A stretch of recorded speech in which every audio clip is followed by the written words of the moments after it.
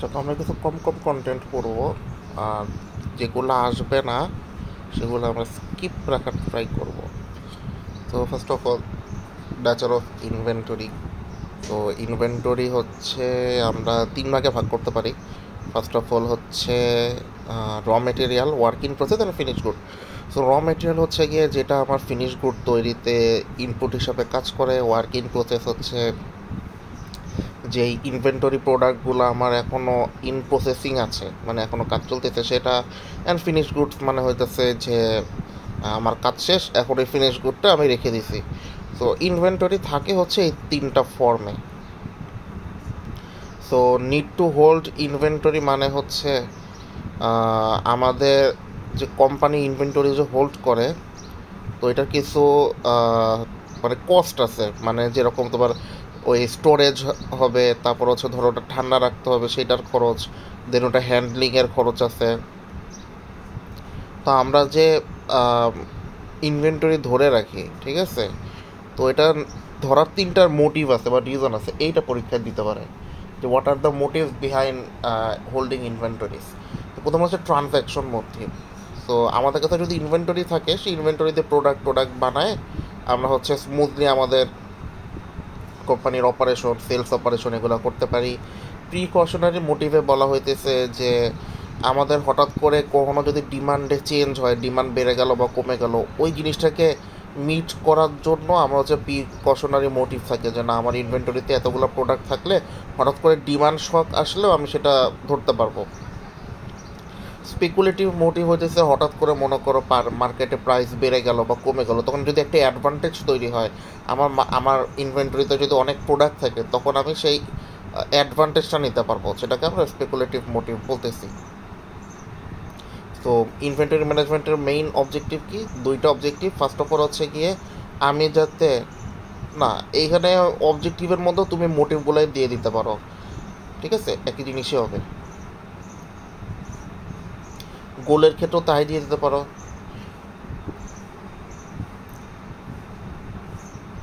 এখানেও দিতে পারো কি না? আচ্ছা, ইফেক্টিভ ইনভেন্টরি ম্যানেজমেন্টে কি কি বৈশিষ্ট্য থাকা দরকার? সো প্রথমে হচ্ছে আমার র মেটেরিয়ালের যে সাপ্লাইটা আছে সেটা একদম স্মুথ থাকতে হবে, কোনো রকম ঝামেলা থাকা যাবে না। দেন হচ্ছে maintain enough raw materials during shortages and anticipate price change. তো যখন হঠাৎ করে ডিমান্ড বাড়বে বা কমবে, ওই সময় যাতে আমার কাছে এনাফ র মেটেরিয়াল থাকে যাতে করে আমি সেই প্রবলেমটা মিটিগেট করতে পারি। দেন হচ্ছে keep enough finish goods for smooth sales for goods and goods customer service. তো এই পরিমাণ প্রোডাক্ট আমার ইনভেন্টরিতে রাখা উচিত যাতে করে আমার যেই অপারেশনসগুলো আছে সেগুলো স্মুথলি যায়। অ্যান্ড হচ্ছে যাতে করে আমার স্টোরেজের খরচও কমে, সময়ও কমে। অ্যান্ড হচ্ছে আমার ইনভেন্টরির উপর যে ইনভেস্টমেন্ট সেটাও যাতে অপটিমাইজ বা কন্ট্রোল রাখা যায়। সো এইটা হচ্ছে আমার ইনভেন্টরি লেভেল ওভার টাইমের একটা graph. So first of all এইটা তোমাকে যেটা বুঝাইতেছে যে তুমি একটা কাজ করতে পারো, বছরে তোমার 1200টা ইউনিট লাগে সাপোজ। তো তুমি যদি 1200টা ইউনিট থাকে, তুমি বছরে একবার কিনবা 1200টা ইউনিট, ওইটা আস্তে আস্তে আস্তে আস্তে তোমার 12 মাস পরে নিচে যে মাস লেখা শেষ হয়ে যাবে। তো এইটা করলে কি হবে? এটা যদি হয় যে দেখি, the farm places one large order of 1200 unit at the start of the year, inventory begins at 1200 unit and steadily declines to 0 at the year end. The average inventory is 600 unit. 6 মাসে তোমার 600 unit লাগে, যেহেতু average বলছে। দেন carrying cost আর higher. Carrying cost high কেন? একসাথে তুমি যদি এতগুলো ইনভেন্টরি আনতেছো, তোমার এটা বহন খরচ তো বেশি হবেই। আর অর্ডারিং কস্ট লো, কারণ কি তুমি একবারই অর্ডার করতেছো। চিন্তা করো, দারাজে যখন তুমি একটা জিনিস অর্ডার করো, প্রতিবার অর্ডার করো তোমাকে বারবার ডেলিভারি চার্জ দিতে হয়, কিন্তু একবার অর্ডার করলে একবারই ডেলিভারি চার্জ, কিন্তু অনেক বেশি পরিমাণে অর্ডার করছোর জন্য তোমার সেই চার্জটা বেশি আসতেছে বা ক্যারিং কস্টটা বেশি আসতেছে। ওকে। দেন প্ল্যান টুতে হচ্ছে কি তুমি বারো ভাগে ভাগ করে দিবা, প্রতি মাসে 100 ইউনিট করে কিনবা। তো এইটা করলে কি হবে, আমার অর্ডারিং কস্ট বেড়ে যাবে, যেহেতু বারবার করতেছি অর্ডারিং কস্ট বেড়ে যাবে, কিন্তু আমার ক্যারিং কস্ট কমে যাবে, কারণ অল্প অল্প করে নেওয়ার জন্য আমার যে ক্যারিং খরচটা আছে সেটা কমে আসতেছে। তো এইখানে সবচেয়ে বেস্ট পজিশন হচ্ছে কি আমাদের এই Q2 প্ল্যান। 6 মাস পরে পরে 600 করে কিনবো।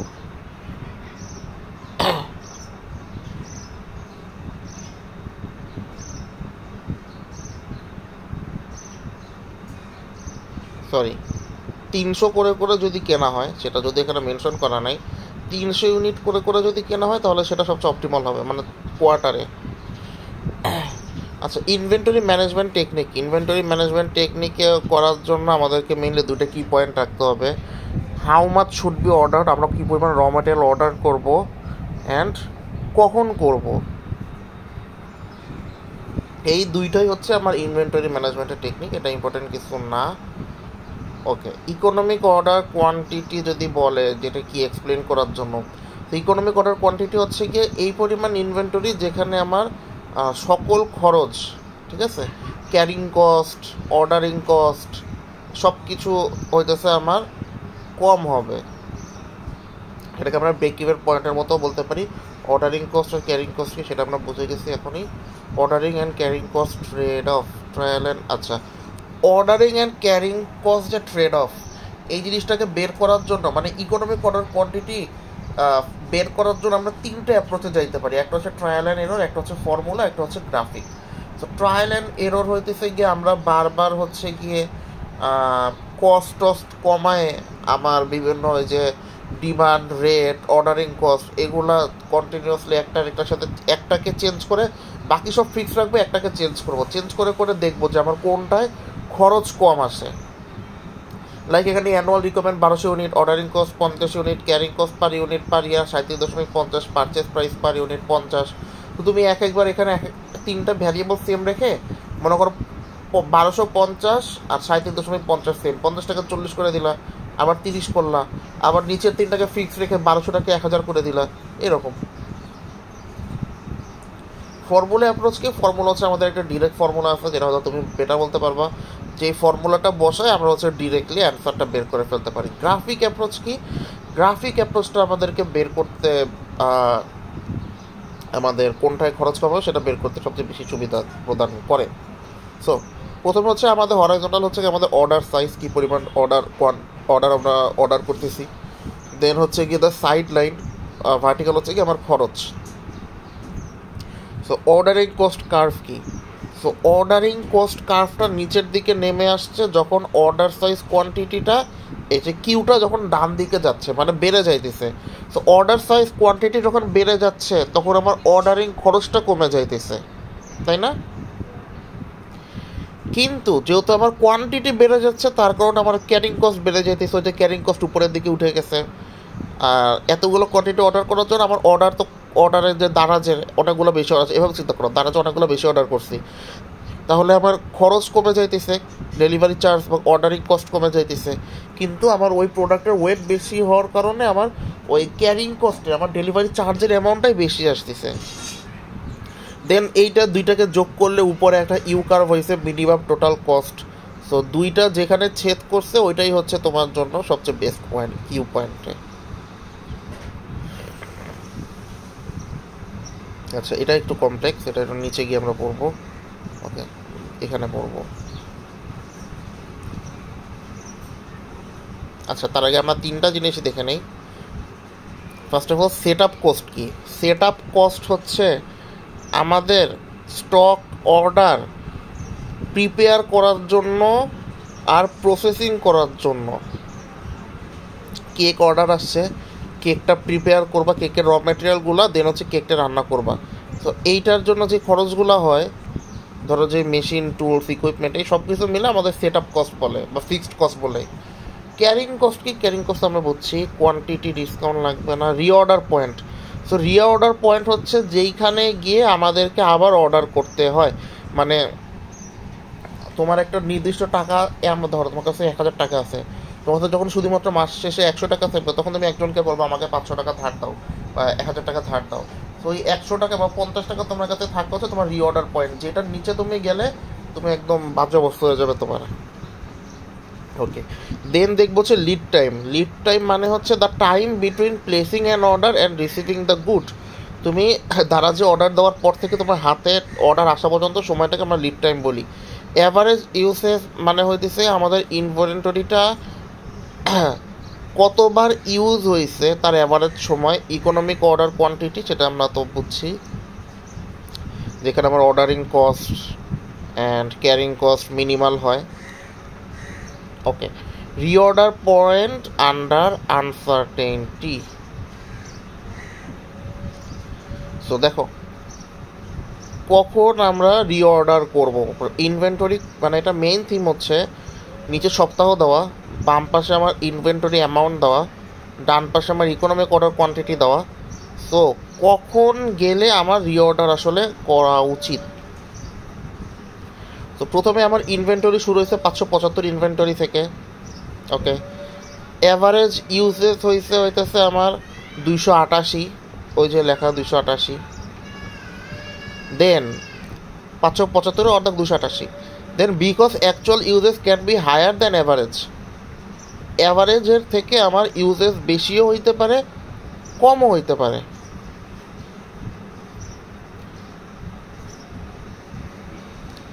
সো এই জন্য তোমাকে সেফটি স্টক হিসাবে মানে 75 টাকার নিচে তোমাকে নামাই যাবে না, ঠিক আছে? 75 টাকার নিচে তোমার নামাই যাবে না। 75 টাকা তোমার সেফটি স্টক, 0 থেকে 75 ইউনিট পর্যন্ত হচ্ছে তুমি হঠাৎ করে ডিমান্ড চেঞ্জ হইলে 75 ইউনিট তুমি মার্কেটে দিবা। এখন রিঅর্ডার পয়েন্ট হচ্ছে 225-এ দিয়ে দেওয়া। সো যখনই 225-এ আসবে তখনই হচ্ছে আমরা সেটাকে আবার রিঅর্ডারে পাঠায় দিব।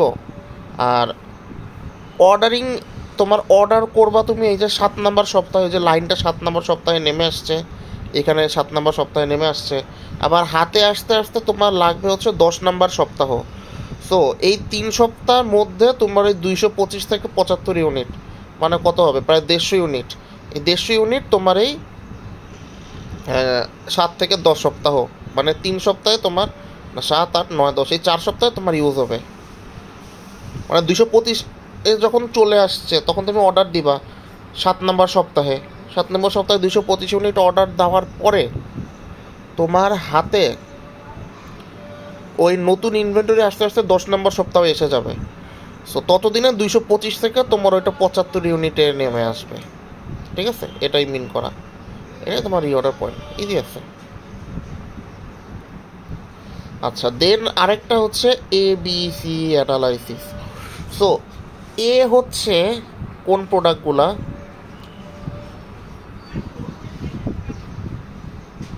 আচ্ছা ইনভেন্টরি কন্ট্রোল সিস্টেম। সো যদি বলি ইনভেন্টরি কন্ট্রোল সিস্টেম কী কী, আমরা 3টা ইনভেন্টরি কন্ট্রোল সিস্টেম দেবো। একটা হচ্ছে 2 বিন সিস্টেম, একটা কম্পিউটারের সিস্টেম, একটা ABC ইনভেন্টরি সিস্টেম। সো 2 বিন ইনভেন্টরি সিস্টেম মানে হচ্ছে তোমার দোকানে যতগুলো প্রোডাক্ট আছে সেগুলোকে তোমার দুই ভাগ করবা। যখন 1 ভাগ প্রোডাক্ট শেষ হয়ে যাবে সাথে সাথে তুমি আবার অর্ডার দিবা নতুন প্রোডাক্টের জন্য। কম্পিউটারাইজ সিস্টেম কি, তোমার যে স্বপ্নতে যেটা হয় সবসময় কোনটা ইন হচ্ছে আউট হচ্ছে অলওয়েজ সেটা কম্পিউটারাইজ সিস্টেমের মধ্যে মনিটর করা হয়, সেই অনুযায়ী আমার স্টক আবার রিফিল করা হয়। ABC কন্ট্রোল সিস্টেম কি, এটা হচ্ছে প্রোডাক্টগুলোকে বিভিন্ন ভাগে ভাগ করে নেওয়া হয়। এ আইটেমগুলো হচ্ছে যেগুলো কম থাকে কিন্তু এদের দাম বেশি। এই যে আইটেম এগুলো আছে মাত্র 17 না 18%, কিন্তু এগুলোর দাম হচ্ছে গিয়ে প্রায় 70%-এর মতো, ঠিক আছে? দেন হচ্ছে আইটেম বি হচ্ছে যেগুলো আমার নাম্বার আর ভ্যালু হচ্ছে মিডিয়াম লেভেলে থাকে।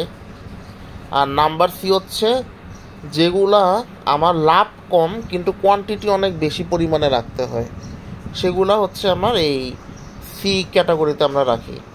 সেফটি স্টক কি সেটা আমরা জানলাম। ইনক্রিমেন্টাল অ্যানালাইসিস, আচ্ছা ইনক্রিমেন্টাল অ্যানালাইসিস হচ্ছে তোমার ইনভেন্টরি যে অর্ডার দিবা 7 নম্বর সপ্তাহে সাপোজ, সো 10 নম্বর সপ্তাহে তোমার হাতে মাল আসা পর্যন্ত সেটার অ্যাকচুয়াল প্রেজেন্ট ভ্যালু কত হবে সেটাকে বের করে আমরা ইনক্রিমেন্টাল অ্যানালাইসিস বলা হয়।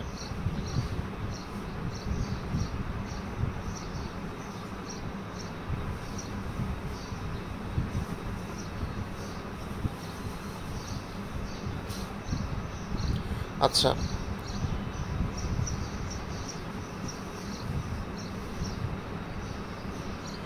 সো একটা ইনভেন্টরি কমানোর জন্য বা ইনভেন্টরি ইফেক্টিভলি ম্যানেজ করার জন্য আমরা কি কি মেথডস ফলো করতে পারি।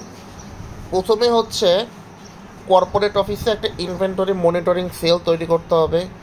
সেকেন্ড হচ্ছে আমার পারচেস মানে আমার যে প্রোডাক্ট পারচেস একটা ম্যাটেরিয়াল ম্যানেজমেন্ট রিপোর্টিং সিস্টেম, মানে ফাইন্যান্সের থেকে গ্রুপ, মানে ডিরেক্টর অফ ফাইন্যান্সের সাথে একটা অলওয়েজ একটা থাকতে হবে, একটা কানেকশন, কমিউনিকেশন রাখতে হবে যে আমার এই পরিমাণ টাকা দরকার, এটা আমি পারচেস করতেছি, ওইটা আমি করতেছি, এগুলা।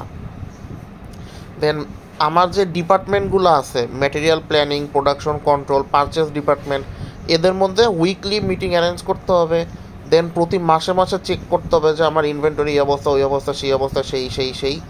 দেন হচ্ছে inventory control was integrated with the budgeting system.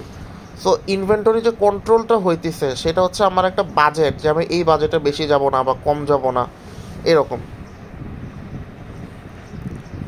নিচের দুইটা দরকার নাই, এমনি দেখলে মুখস্থ করতে পারো, এটা ডিরেক্টলি মুখস্থ করার জিনিস, GK type. Okay, facets of cash management. Cash management involve managing cash flow, মানে হচ্ছে ক্যাশ ম্যানেজমেন্ট আমি কেন করি, ক্যাশ ম্যানেজমেন্ট করি কারণ হচ্ছে কি আমার এটা হচ্ছে আমার cash inflow, cash outflow balance করতে সুবিধা দেয়।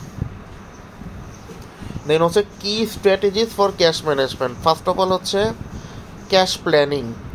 তো আমার যে ক্যাশ ইনফ্লো অ্যান্ড আউটফ্লো হইতেছে, এটাকে আমি আইডেন্টিফাই করব যে এটা কি আমার সারপ্লাস হচ্ছে না ডেফিসিট হইতেছে, তার উপরে বেসিস করে আমি একটা ক্যাশ বাজেট বানাবো।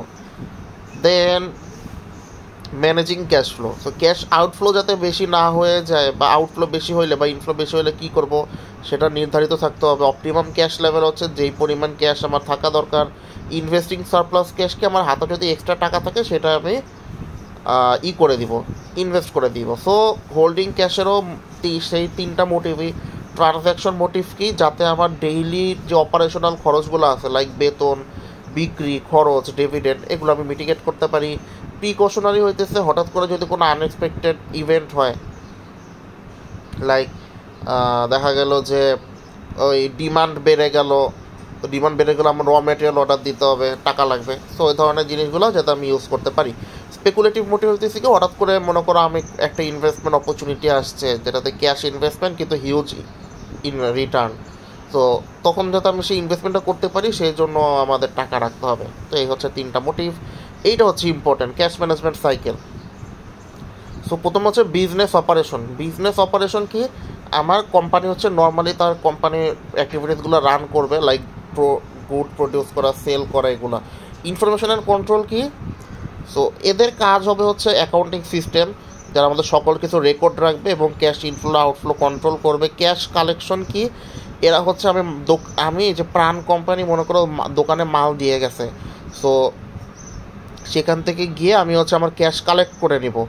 আর যদি এরকম হয়, উল্টা সিনারিও যদি হয় যে সে আমার কাছ থেকে মাল অর্ডার করছিল 1000 টাকা, আমি তাকে মাল দিছি 800 টাকা, তাহলে তাকে আমি আবার ক্যাশ পেমেন্ট করে দিব 200 টাকা, ঠিক আছে, এভাবে যাবে। সো ক্যাশ কালেকশনের পরে যদি আমার ডেফিসিট হয়, বা ক্যাশ পেমেন্টের পরে যদি আমার ডেফিসিট হয়, টাকা কমে গেছে অনেক, তাহলে আমি বড় করব। আর যদি ক্যাশ বেড়ে যায়, মানে সারপ্লাস যদি হয়, তখন আমি ইনভেস্ট করব। এই হতেছে আমার cash management cycle. Cash planning আমরা দেখলাম, ক্যাশ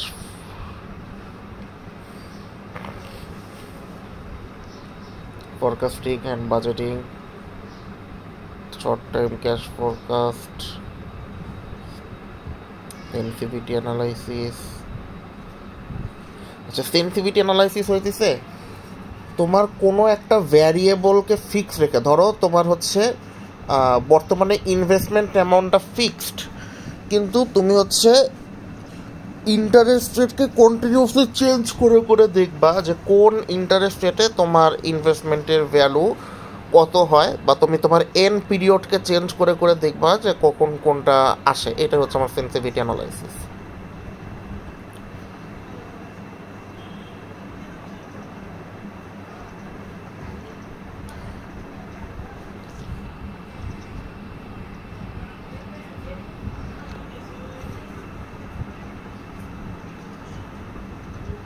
আচ্ছা, ডিসেন্ট্রালাইজড কালেকশন মানে হইতেছে যে ব্যাংক যেটা করে, আমরা তো শুধুমাত্র ব্যাংকের হেড অফিস থেকে টাকা দেই না, ব্যাংকের বিভিন্ন ব্রাঞ্চে গিয়ে টাকা দেই বা টাকা নেই। সো ডিসেন্ট্রালাইজ কালেকশন মানে হচ্ছে ব্যাংক যখন অনেকগুলো জায়গায় ব্রাঞ্চ খুলে বা কোনো একটা প্রতিষ্ঠান যখন অনেকগুলো ব্রাঞ্চ খুলে সেইখান থেকে তার ক্যাশ বা ইনভেন্টরি কালেক্ট করে বা বিনিময় করে আর কি। লক বক্স সিস্টেম কি, লক বক্স সিস্টেম হচ্ছে তোমার পোস্ট অফিসের মতো, যে একটা নির্দিষ্ট জায়গা থাকবে, সেই জায়গায় আমাদের সব কিছু থাকবে, একটা নির্দিষ্ট সময় পরে সেই প্রতিষ্ঠানটা সেই জিনিসটা নিয়ে ডেলিভারি করে দিবে এরকম। Customer send payments to a post office box manage by a bank, bank pick ups payments multiple times a day and deposit them directly. 1 ঘন্টা পর পরে এসে ব্যাংক ওই পোস্ট অফিস থেকে টাকা নিয়ে তাদের হেড অফিসে গিয়ে জমা দেয়, এই একটা জিনিস। Cash collection instruments in India. So cash collect করার জন্য কী কী ইনস্ট্রুমেন্ট আছে? চেক আছে, ড্রাফট আছে, ডকুমেন্টারি বিল আছে, ট্রেড বিল আছে, লেটার অফ ক্রেডিট আছে।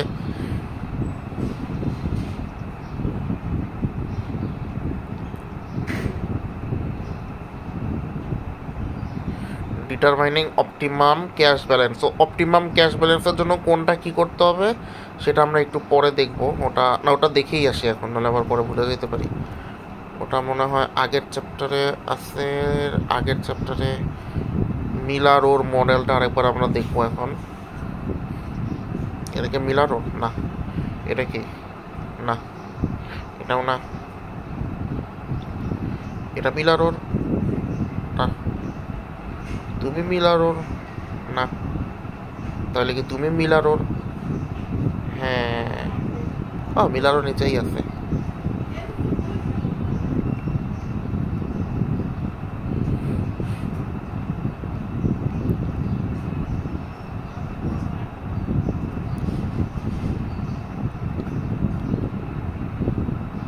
আচ্ছা, সো অপটিমাম ক্যাশ ব্যালেন্সের জন্য আমরা মিলারোর মডেলকে ফলো করি।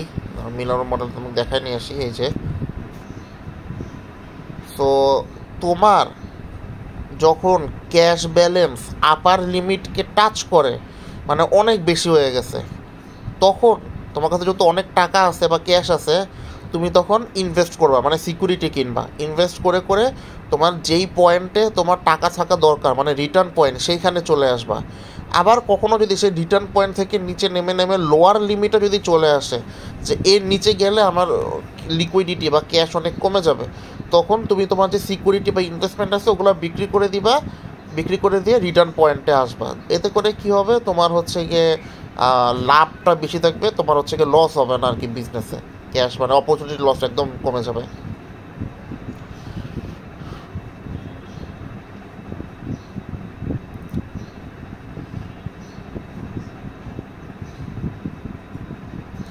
আচ্ছা, শর্ট টার্ম ইনভেস্টমেন্ট অপরচুনিটিগুলো কী কী? Treasury bill. ট্রেজারি বিল হচ্ছে আমার যেটা রিস্ক নাই কোনো, অনেক বেশি লিকুইড, তারপর হচ্ছে ইজিলি সেল কাজ, এগুলা কী বলবো, আজাইরা জিনিস, দেখে একদম মুখস্থ করতে হবে। আবার না, এটা চাইলে স্কিপও করতে পারে, দিতেও পারে নাও দিতে পারে। এরা মানে এই কোর্সের সাথে যায় না। কোর্স এগুলো যদি অনেক certificate of deposit, cheque, treasury bill. আচ্ছা, Baumol model for cash balance. So Baumol মডেলটা কি মনে আছে? আমরা টাকাটা একবারে খরচ না করে বিভিন্ন ভাগে টাইম পিরিয়ডে ভাগ করে নেব। দেন ওই টাইম পিরিয়ড পর্যন্ত বাকি টাকাটা ইনভেস্ট করব। মনে করো আমার 1,000 টাকা আছে, 1,000 টাকা আমি একবারে পুরো মাস ধরে খরচ না করে, যেটা আমরা করি, আমি 3 ভাগে ভাগ করলাম, 300 300 300, আর লাস্টে ওই উপরে যে উঠে গেছে ওটুকু 100। সো আমার অ্যাভারেজ হচ্ছে 150 টাকা। সো যখনই আমারটা 300 টাকা প্রথম মাস থেকে খরচ করব, বাকি 700 টাকা আমি ইনভেস্ট করে দেবো। 300 টাকা শেষ হলে 700 টাকা থেকে আমি আবার 300 টাকা নিয়ে আসবো। দেন ওইটা শেষ হয়ে, মানে এরকম হলে কি আমার মাস শেষে এরকম করে করে আমার 3-4 টাকা থাকবে, ইন্টারেস্ট থাকবে। এই যে আবার দেখি, তো ভার্টিক্যাল অ্যাক্সিস হচ্ছে কি আমার ক্যাশ ব্যালেন্স, আমার হরাইজন্টাল অ্যাক্সিস হচ্ছে আমার টাইম। ক্যাশ ব্যালেন্স হচ্ছে সিতে শুরু হয়েছে, ওভার টাইম ক্যাশ হচ্ছে স্টেডিলি ইউজ হইতেছে। তো যখনই জিরো হইতেছে, তখনই আমরা যে টাকাটাকে যে ইনভেস্ট করে রাখছিলাম লাইক বিকাশে, ওইখান থেকে আমি টাকাটা আবার তুলে নিয়ে আসবো, নিয়ে এসে আবার 300 টাকা খরচ করব। এই যে প্রথমে 300 থেকে জিরো হয়ে গেল, পরে আবার এক সপ্তাহ পরে আবার 300 টাকা তুললাম, 10 দিন পরে আবার 300 টাকা তুললাম, আবার এই যে 300 টাকা একদম স্ট্রেইট আবার ক্যাশ ইনফ্লো হয়ে লাইনটা উপরের দিকে উঠে গেল। এই আচ্ছা, এটা হচ্ছে কি আমার ট্রেড অফ বাউমোলস মডেল। ওকে, তো এটা আমাকে বলতেছে হোল্ডিং কস্ট কার্ভ। তো প্রথমে হচ্ছে হরাইজন্টাল অ্যাক্সিস হচ্ছে আমার ক্যাশ ব্যালেন্স, ভার্টিক্যাল অ্যাক্সিস হচ্ছে আমার খরচ। হোল্ডিং কস্ট কার্ভ, যদি this goes up as cash balance increases, যদি আমি ক্যাশ বেশি ধরে রাখি তাহলে আমার খরচ বেড়ে যাবে। ঠিক আছে, ওই যে ক্যাশ যদি বেশি ধরে রাখি তাহলে আমার হোল্ডিং কস্ট উপরের দিকে উঠে গেছে, কারণ আমার অপরচুনিটি কস্ট অনেক বেশি বেড়ে যাবে। Transaction cost curve, transaction cost curve বলতেছে this goes down at cash balance increases, যদি আমার ক্যাশ ব্যালেন্স বেড়ে যায়, মানে আমার কাছে বেশি ক্যাশ আছে, তখন হচ্ছে আমার তো তার মানে কি আমি ট্রানজ্যাকশন কম করতেছি, তার মানে আমার ট্রানজ্যাকশন খরচ কম, এই জন্য তো আমার হাতে টাকা আছে। আবার যদি আমার হাতে যদি ক্যাশ ব্যালেন্স যদি আমি কমাই ফেলি, তার মানে আমি ইনভেস্ট করতেছি, তখন আমার ট্রানজ্যাকশন কস্ট এই যে দেখিতেছি যে উপরের দিকে উঠে গেছে। সো এই তিনটা, এই সবগুলোর খরচ মিলায় টোটাল কস্ট, এই তিনটাকে ছেদ করলে সি বিন্দুতে আমার হবে, ছেদ বিন্দু হবে। কিন্তু এটা লাইনটা এখান থেকে হইতো, ওরা একটু বামে চলে গেছে। এই এই সেম টাইপের একটা গ্রাফ তো আমরা একটু আগেও দেখলাম, হোল্ডিং ইনভেন্টরি, ওইটাই। এটাও আমরা দেখলাম মিলারোর মডেল। শেষ।